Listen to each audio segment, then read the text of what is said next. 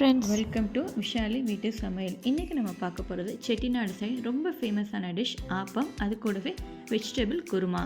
வாங்க எப்படி செய்கிறதுன்னு பார்க்கலாம். நான் இட்லி ரைஸ் எடுத்திருக்கேன், 1 கப் எடுத்திருக்கேன். ஸோ சம அளவாக அதுக்கு ஈக்குவலாக பச்சரிசி இதில் ஆட் பண்ணுறேன். ரெண்டுமே ஈக்குவலாக தான் நம்ம ஆட் பண்ணணும். இதுக்கு 150 கிராம் உளுந்து எடுத்திருக்கேன். இது ரெண்டுத்தையும் நல்லா ஊற வச்சு 3 ஹவர்ஸ்க்கு அப்புறமா நம்ம கிரைண்டரில் போட்டு இதை நல்லா அரைச்சி எடுத்துடுறோம். மாவு நல்லா சாஃப்டாகிடுச்சு. இப்போ இதை ஒரு பவுலில் ட்ரான்ஸ்ஃபர் பண்ணிடலாம். 8 ஹவர்ஸ் இதை நான் அப்படியே வச்சிடுறேன். 8 ஹவர்ஸ்க்கு அப்புறமா இதை நம்ம எடுத்து பார்ப்போம். இது மாவு நல்லா பொங்கி இருக்கும். அதுக்கப்புறமா நம்ம இதில் ஆப்பம் சுடலாம். பாருங்கள், 8 ஹவர்ஸ் ஆகிடுச்சு. மாவு நல்லா பொங்கிருச்சு.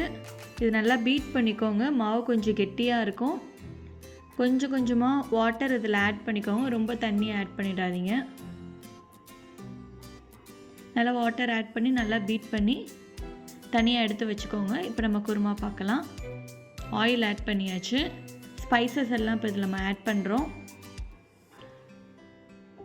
சோம்பு, உளுந்து 1 ஸ்பூன், 1 கப் ஆனியன் ஆட் பண்ணுறோம், 1 ஸ்பூன் இஞ்சி பூண்டு பேஸ்ட் இதில் ஆட் பண்ணுறோம்,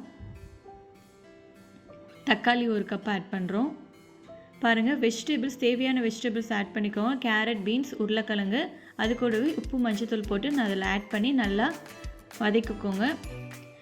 கசகசா, முந்திரி, தேங்காய், பச்சை மிளகாய் இது 3மே போட்டு நல்லா அரைச்சி இப்போ அதில் குருமாவோட நல்லா ஆட் பண்ணுறோம். மிக்ஸ் பண்ணிக்கிட்டு 2 டம்ளர் தண்ணி இதில் ஆட் பண்ணிக்கோங்க. தண்ணி நிறைய ஆட் பண்ண வேணாம், 2 டம்ளர் ஆட் பண்ணால் போதும்.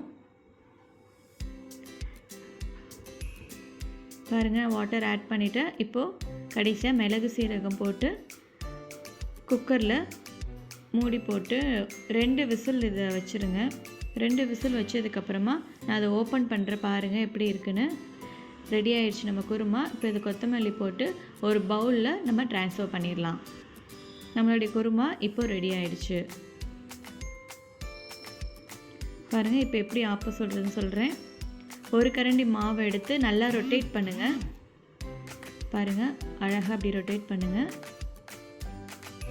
எல்லா சைடும் வர மாதிரி.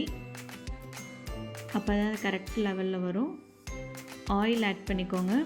இது மூடி வச்சு ஒரு 1 மினிட்லேருந்து 2 மினிட்ஸ் வரைக்கும் வச்சுருங்க. பாருங்கள், சுற்றி நல்லா வெந்திருக்கு. நடுவில் பார்த்திங்கன்னா ரொம்ப சாஃப்டாக இருக்குது.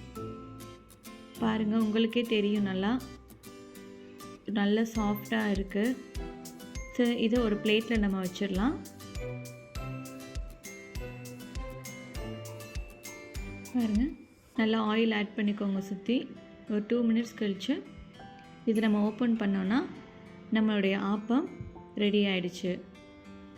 இப்போது இது ரெண்டுத்தையுமே ஒரு பவுலில் ஒரு பிளேட்டில் வச்சு நம்ம ட்ரான்ஸ்ஃபர் பண்ணிடலாம். நம்மளுடைய சுவையான ஆப்பம், வெஜிடபிள் குருமா, அது கூடயே தேங்காய் பால் இது நம்ம ரெடி பண்ணியிருக்கோம். கண்டிப்பாக என்னுடைய சேனலை பாருங்கள். செஞ்சு